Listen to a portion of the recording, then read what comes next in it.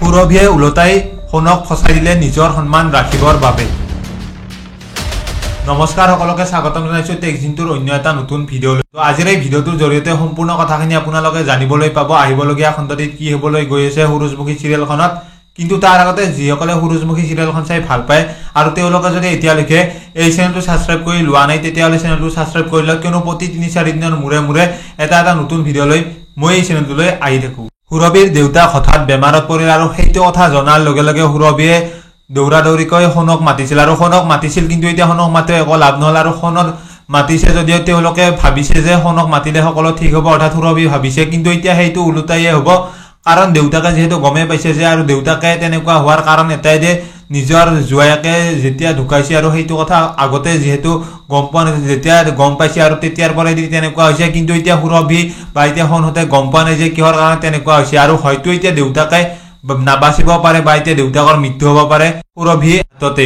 কিন্তু এতিয়া সুৰভিৰ হাতত মৃত্যু হোৱাৰ আগতেয়ে সুৰভি আৰু সোণে যেতিয়া কথা পাতি থাকিব আৰু তেওঁলোকে যেতিয়া সেইটো কথা পাতি থাকিব আৰু সেই সময়তে শেৱালিও আহি পাব আৰু শেৱালি আহি পোৱাৰ লগে লগে আৰু ত্ৰিদীপে আহি পোৱাৰ লগে লগে ত্ৰিদীপে বহুত বেছি বেয়া পাব আৰু সোণক প্ৰথম অৱস্থাত বহুত বেছি ভুল বুজিব।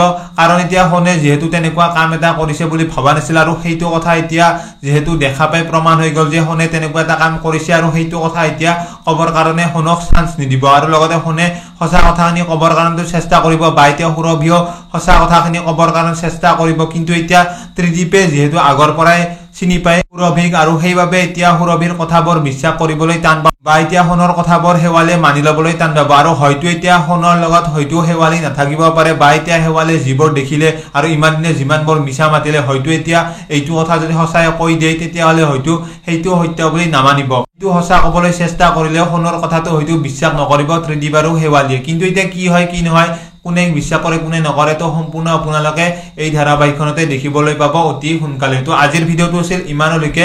যিসকলে ভিডিঅ'টো চাই ভাল পালে তেওঁলোকে লাইক এটা কৰি দিয়াৰ লগতে কমেন্ট কৰি জনাবলৈ নাপাহৰিব। লগ পাম এনেকুৱা এটা নতুন ভিডিঅ'ৰ সৈতে। তো আজিৰ ভিডিঅ'টো এইখিনিয়ে।